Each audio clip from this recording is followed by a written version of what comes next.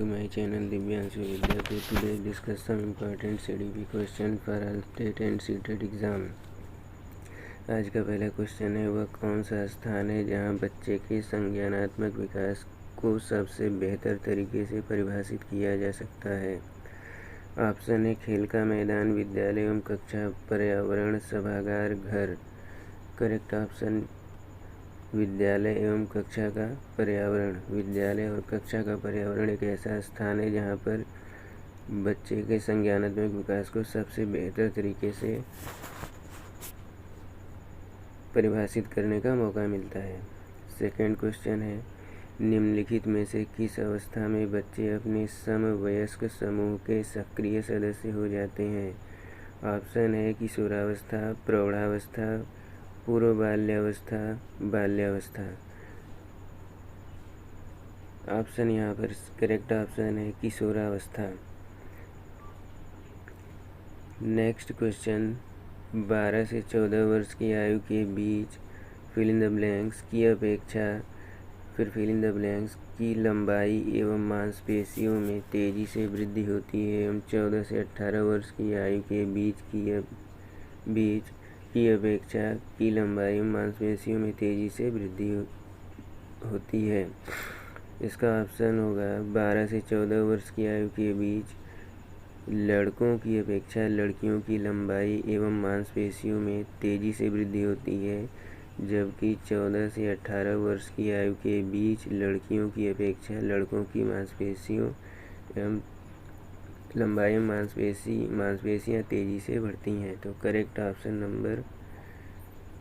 Option यहाँ पर right होगा option number second. Next question पर चलते हैं। बाल विकास के अध्ययन में निम्नलिखित में से किन बातों को शामिल किया जाता है। बाल विकास के अध्ययन में निम्नलिखित में से किन बातों को शामिल किया जाता है। ऑप्शन है आयु के साथ होने वाले परिवर्तनों का क्या स्वरूप होता है, बालक में होने वाले परिवर्तनों का विशेष आयु के साथ क्या संबंध होता है। नेक्स्ट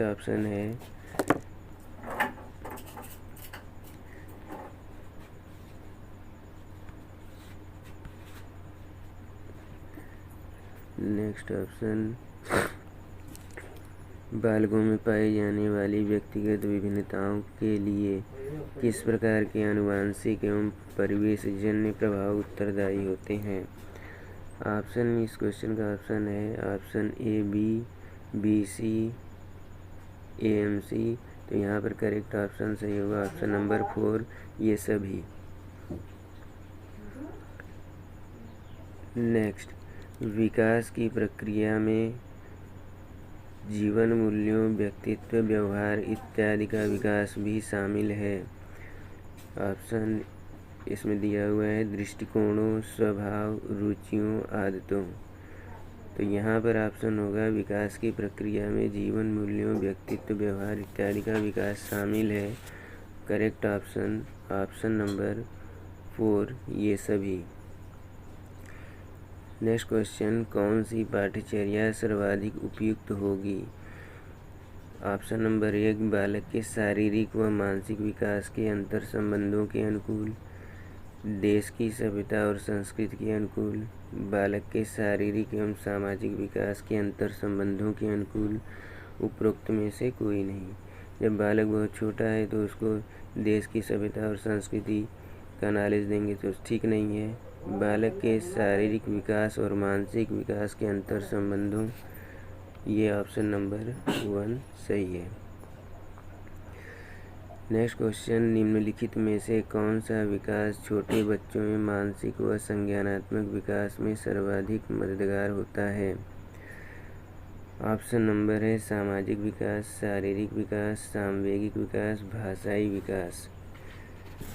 यहाँ पर करेक्ट ऑप्शन निम्नलिखित में से कौन सा विकास छोटे बच्चों में मानसिक व संज्ञानात्मक विकास में सर्वाधिक मददगार साबित होता है। यहाँ पर करेक्ट ऑप्शन शारीरिक विकास। शरीर स्वस्थ रहेगा तभी उसका संज्ञानात्मक और मानसिक विकास होगा। निम्नलिखित में से कौन सा बालक के सामाजिक विकास को प्रभावित नहीं करता? ऑप्शन: बुद्धि, तर्क शक्ति, भाषा प्रयोग की क्षमता, इनमें से कोई नहीं। ऑप्शन नंबर कौन सा इसमें करेक्ट होगा? बुद्धि भी प्रभावित करेगी, तर्क शक्ति भी प्रभावित करेगी, भाषा प्रयोग की क्षमता भी प्रभावित करेगी। भाषा प्रयोग करेगा तभी पता चलेगा कि उसका सामाजिक विकास कितने लोगों के बीच में बैठता है या नहीं बैठता है, या केवल घर पे ही रहता है। ये सारी चीज़ें उसको प्रभावित करेंगी। तो ऑप्शन नंबर इसमें होगा 4। नेक्स्ट क्वेश्चन है, सार्थक अधिगम की प्रक्रिया विकास की किस अवस्था से आरंभ होती है? किशोरावस्था से, वयस्कावस्था से, शैशवावस्था से, बाल्यावस्था से? ऑप्शन नंबर 3, शैशवावस्था से विकास की प्रक्रिया प्रारंभ हो जाती है। नेक्स्ट क्वेश्चन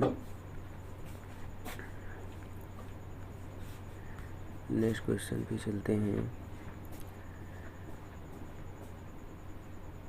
क्वेश्चन नंबर 10, सभी बच्चों की स्वतंत्र खेलों, अनौपचारिक व औपचारिक खेलों, योग और खेल की गतिविधियों में सहभागिता क्यों आवश्यक है? सभी बच्चों को की स्वतंत्र खेलों, अनौपचारिक व औपचारिक खेलों, योग और खेल की गतिविधियों में गतिविधियों में सहभागिता क्यों आवश्यक है? ऑप्शन 1 है शारीरिक विकास के लिए, मानसिक विकास के लिए, सामाजिक विकास के लिए, और इसमें से ऑप्शन है उपरोक्त सभी के लिए। तो जब बच्चा खेल और अनौपचारिक या औपचारिक गतिविधियों में भाग लेगा तो उसका शारीरिक विकास भी होगा, मानसिक विकास भी होगा और सामाजिक विकास भी होगा। तो इसलिए option number 4 right answer. Question number next, बाल विकास के विभिन्न आयाम एवं इनके अधिगम के संबंध के संदर्भ में निम्नलिखित में से कौन सा कथन असत्य है? ऑप्शन 1 है विकास के विभिन्न आयामों का आपस में घनिष्ठ संबंध है एवं ये अधिगम को प्रभावित करते हैं। बालकों का विकास एवं अधिगम एक निरंतर प्रक्रिया है। शारीरिक विकास विशेषकर छोटे बच्चों में मानसिक व संज्ञानात्मक विकास में मददगार है। उपरोक्त में से कोई नहीं। ऑप्शन नंबर 1 विकास के विभिन्न आयामों का आपस में घनिष्ठ संबंध है, यही भी ऑप्शन सही है। ये अधिगम को प्रभावित भी करेंगे। बालकों का विकास एवं अधिगम एक निरंतर प्रक्रिया है, ये भी सही है। बालक का विकास विशेषकर छोटे बच्चों में मानसिक व संज्ञानात्मक विकास में मदद करता है, ये भी सही है। Option number 4 right answer. Question number 12, आपकी एक कक्षा का एक छात्र राजू शारीरिक विकास की दृष्टि से काफ़ी पिछड़ा हुआ है। आपको विकास के निम्नलिखित में से किस आयाम में राजू के पिछड़ने की चिंता हो सकती है? जब शरीर कमज़ोर है, शारीरिक विकास बाधित है, तो उसके संवेगात्मक विकास, बौद्धिक विकास, सामाजिक विकास किसमें पिछड़ने की ज़्यादा संभावना है? तो ऑप्शन नंबर 4 राइट आंसर, ये सभी। नेक्स्ट क्वेश्चन, आप अपनी कक्षा में से कुछ छात्रों को चुनकर 6 महीने में उनमें होने वाले विकास की एक रिपोर्ट तैयार करना चाहते हैं, तो इसके लिए आप निम्न में से क्या चुनेंगे? प्रत्येक माह उनकी लंबाई नापेंगे, प्रत्येक माह उनका वजन तोलेंगे, प्रत्येक माह उनकी रुचियों, आदतों, दृष्टिकोणों, स्वभाव, व्यक्तित्व, व्यवहार आदि में होने वाले परिवर्तनों की जांच करेंगे, प्रत्येक माह उनके शारीरिक आकार में होने वाले परिवर्तन की जांच करेंगे। एज ए टीचर अगर आपको ये होमवर्क दे दिया जाए तो आप क्या करेंगे? तो प्रत्येक माह उनकी रुचियों, आदतों, दृष्टिकोणों, स्वभाव, व्यक्तित्व, व्यवहार आदि में होने वाले परिवर्तनों की जांच करेंगे। Option number 3 right answer. बालक का संवेगात्मक विकास निम्नलिखित में से किसे प्रभावित करता है? बालक का जो संवेगात्मक विकास होता है उसके शारीरिक विकास को प्रभावित करेगा, उनके सामाजिक विकास को भी प्रभावित करेगा, उनके नैतिक विकास को भी प्रभावित करेगा। तो बालक का संवेगात्मक विकास उनके शारीरिक विकास को भी प्रभावित करता है, उनके सामाजिक विकास को भी प्रभावित करेगा, समाज में उनका किन तरीके के लोगों के साथ उठना बैठना होता है, उसके नैतिक विकास को भी प्रभावित करेगा। इसलिए ऑप्शन नंबर 4 राइट आंसर।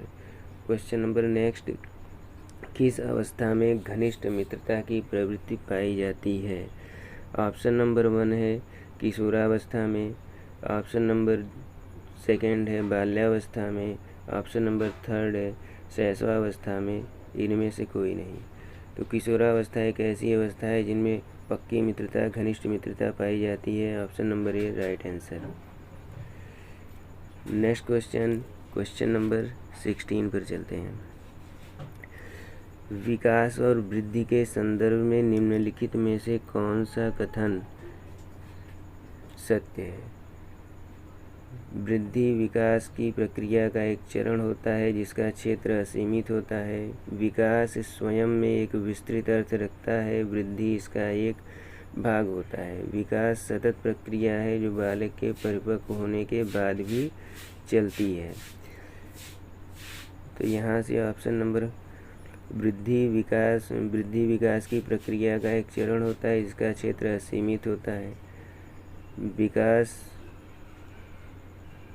स्वयं में एक विस्तृत अर्थ रखता है एवं वृद्धि इसका एक भाग होता है। विकास एक सतत प्रक्रिया है। तो ऑप्शन नंबर यहाँ पर सही होगा बी एंड सी। विकास स्वयं में एक विस्तृत अर्थ रखता है, वृद्धि इसका एक भाग होता है और विकास एक सतत चलने वाली प्रक्रिया है। आदमी जब से पैदा होता है और जब अब मरने के पहले तक आदमी सीखता रहता है। तो विकास एक सतत प्रक्रिया है, इसलिए option number C 3 right answer. Next question, मानव विकास की किस अवस्था में बच्चों के सीखने की गति सर्वाधिक होती है? बाल्यावस्था, शैशवावस्था, प्रौढ़ावस्था, किशोरावस्था में। यानी मानव अपने किस अवस्था में सबसे ज़्यादा सीखता है? ऑप्शन नंबर 2 शैशवावस्था में बालकों के सीखने की प्रवृत्ति सबसे ज़्यादा होती है। तो मानव विकास की शैशवावस्था में बच्चे सबसे ज़्यादा सीखते हैं। शिक्षा मनोविज्ञान में अवस्थाओं में होने वाले मानव विकास का अध्ययन किया जाता है। ऑप्शन ए शैशवावस्था, बाल्यावस्था, किशोरावस्था, वयस्कावस्था। शैशवावस्था तो शिक्षा मनोविज्ञान में जो वैज्ञानिक अध्ययन करते हैं वो शैशवावस्था का अध्ययन करते हैं, बाल्यावस्था का अध्ययन करते हैं और किशोरावस्था का अध्ययन करते हैं। इसलिए option number 2 right answer. Question number next, मानव विकास का निम्न में से किस पर निर्भर होता है? मानव का विकास निम्न में से किस पर निर्भर होता है? उसकी वृद्धि पर, उसके वातावरण पर, उसकी बुद्धि पर, उसकी वृद्धि तथा वातावरण से मिलने वाली परिपक्वता पर। ऑप्शन यहाँ पर करेक्ट है। मानव का विकास उसके वृद्धि एवं वातावरण दोनों पर निर्भर करता है, इसलिए option number 4 right answer. Next question, question number 20 में चलते हैं। क्वेश्चन नंबर 20 है यहाँ पर, वृद्धि शब्द का प्रयोग परिवर्तनों के लिए तथा विकास का प्रयोग परिवर्तनों के साथ साथ परिवर्तनों के लिए होता है। यहाँ पर ऑप्शन करेक्ट ऑप्शन होगा 3 ऑप्शन करेक्ट ऑप्शन होगा।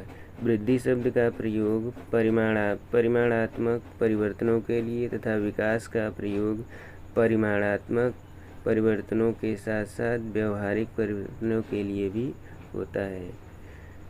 क्वेश्चन नंबर 21 पर चलते हैं। प्राथमिक स्तर पर एक अच्छे शिक्षक में सबसे महत्वपूर्ण विशेषता है, यानी छोटे बच्चों को पढ़ाना है तो उसमें क्या विशेषता होनी चाहिए? टीचर में पढ़ाने में उत्सुकता होनी चाहिए, धैर्य और दृढ़ता होनी चाहिए, विषयों के ज्ञान में दक्षता होनी चाहिए, शिक्षण पद्धतियों के ज्ञान की दक्षता होनी चाहिए।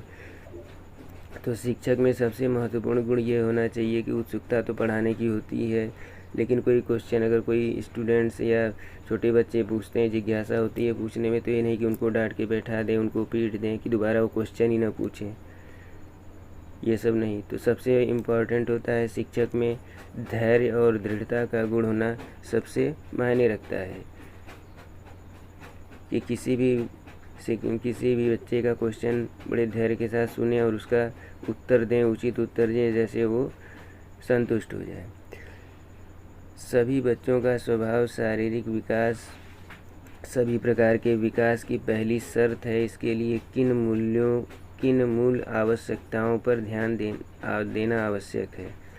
क्वेश्चन है, सभी बच्चों का स्वस्थ शारीरिक विकास सभी प्रकार के विकास की पहली शर्त है। इसके लिए किन मूल आवश्यकताओं पर ध्यान देना आवश्यक है। पहला है पौष्टिक आहार, शारीरिक व्यायाम, मनोशैक्षिक सामाजिक ज़रूरतें। तो इसमें से कौन सा ऑप्शन करेक्ट होगा? तो ऑप्शन नंबर 4 करेक्ट होता है कि पौष्टिक आहार की भी ज़रूरत होती है, शारीरिक व्यायाम की भी ज़रूरत होती है और मनोसामाजिक ज़रूरतों की भी ज़रूरत होती है, यानी ऑप्शन नंबर 4। किशोरों में सबसे नाजुक एवं संवेदनशील समस्या क्या होती है? व्यवसाय संबंधी समस्या, यौन संबंधी समस्या, समायोजन संबंधी समस्या, प्रश्नाभ्यास संबंधी समस्या। ऑप्शन नंबर इसका करेक्ट ऑप्शन है यौन संबंधी समस्या। मानव विकास की किस अवस्था के बाद व्यक्ति परिपक्व हो जाता है? बाल्यावस्था, शैशवावस्था, प्रौढ़ावस्था, किशोरावस्था। ऑप्शन नंबर यहाँ पर क्लियर है, किशोरावस्था। जब किशोर में किसी वस्तु, समस्या या परिस्थिति के लिए निजी स्तर पर निर्णय लेने की क्षमता का विकास परिपक्व होने लगता है तो इस विकास को कहते हैं भाषाई विकास, संज्ञानात्मक विकास, सामाजिक विकास, मनोगत्यात्मक विकास। ऑप्शन नंबर से दूसरा सही है, संज्ञानात्मक विकास। अगले क्वेश्चन पर चलते हैं। Question number 26। शिक्षण की विभिन्न विधियों के प्रयोग के लिए कौन सी अवस्था सर्वाधिक उपयुक्त है? बाल्यावस्था, शैशवावस्था, प्रौढ़ावस्था, किशोरावस्था। ऑप्शन नंबर करेक्ट है, शिक्षण की विभिन्न विधियों के प्रयोग के लिए कौन सी अवस्था सर्वाधिक उपयुक्त है? तो बाल्यावस्था सर्वाधिक उपयुक्त है, क्योंकि बच्चों को समझाने के लिए हम विभिन्न प्रकार की विधियों का प्रयोग करते हैं जिससे उनको क्वेश्चन समझ में आ जाए। तो यहाँ टीचर को अपनी पूरी जितनी भी उनको नॉलेज है, जितने तरीके हैं, सबका यूज करना होता है, सभी विधियों का यूज करना होता है। तो बाल्यावस्था एक ऐसी अवस्था है जब इस अवस्था के बच्चों को पढ़ाया जाता है तो सभी विधियों का प्रयोग शिक्षक को करना पड़ता है। मैं कौन हूँ, मैं क्या हूँ, मैं भी कुछ हूँ आदि जैसी प्रबल भावनाएं बालक के विकास की किस अवस्था की सूचक हैं? बालक के अंदर अपने आप को जानने की जिज्ञासा होती है कि मैं कौन हूँ, मैं क्या हूँ, मैं कुछ हूँ। ये सब सारी भावनाएं उसके मन में जन्म लेती हैं और ये कहीं ना कहीं उसके किशोरावस्था को बताती हैं। विकास के विभिन्न आयामों के संदर्भ में निम्नलिखित में से कौन सा कथन असत्य है? कल्पना करना, स्मरण करना, विचार करना, निरीक्षण करना, समस्या समाधान करना, निर्णय लेना इत्यादि की योग्यता संज्ञानात्मक विकास के फलस्वरूप ही विकसित होती है। ऑप्शन नंबर सेकेंड, भाषा का विकास एक प्रकार का संज्ञानात्मक विकास है। मानसिक, भाषाई, संवेगात्मक, सामाजिक एवं चारित्रिक विकास विभिन्न आयु स्तरों में समान प्रकार से होता है। क्रियात्मक विकास का अर्थ होता है व्यक्ति की क्रियात्मक शक्तियों, क्षमताओं या योग्यताओं का विकास। तो ऑप्शन असत्य इसमें से ढूंढना है, तो असत्य ऑप्शन नंबर 3 मानसिक, भाषाई, संवेगात्मक, सामाजिक एवं चारित्रिक विकास विभिन्न आयु स्तरों में समान प्रकार से होता है। ये बिल्कुल गलत है, क्योंकि विभिन्न आयु स्तर में उसके सोचने की क्षमता, भाषाई ज्ञान, संवेगात्मक विकास, उसका सामाजिक और चारित्रिक विकास यानी समाज में वो किन लोगों के बीच बैठता है, ये सब अलग अलग होता है। इसलिए ऑप्शन नंबर 3 रॉन्ग ऑप्शन है, गलत ऑप्शन है। किसके परिणाम स्वरूप बालक अपने निरंतर बदलते हुए वातावरण में ठीक प्रकार समायोजन करने में सक्षम हो पाता है? सर्वाधिक उपयुक्त विकल्प का चयन करें। पहला है संज्ञानात्मक विकास, शारीरिक विकास, भाषाई विकास, संवेगात्मक विकास। ऑप्शन करेक्ट ऑप्शन यहाँ पर होता है संज्ञानात्मक विकास। नेक्स्ट क्वेश्चन पर चलते हैं, क्वेश्चन नंबर 30 पर चलते हैं। क्वेश्चन नंबर 30, निम्नलिखित में से कौन सा कथन सत्य है? दृष्टिकोण, भावनाएं और आदर्श संज्ञानात्मक विकास के अभिन्न हिस्से हैं और भाषा विकास मानसिक विचित्रण, अवधारणाओं व तार्किकता से इनका गहरा संबंध है। सेकंड है सभी बच्चों का स्वस्थ शारीरिक विकास सभी प्रकार के विकास की पहली शर्त नहीं है। मानसिक और भाषाई विकास सामाजिक विकास एवं अधिगम को अप्रत्यक्ष रूप से प्रभावित करते हैं। बालक के संतुलित विकास में उसके संवेगात्मक विकास की नहीं बल्कि शारीरिक विकास की अहम भूमिका होती है।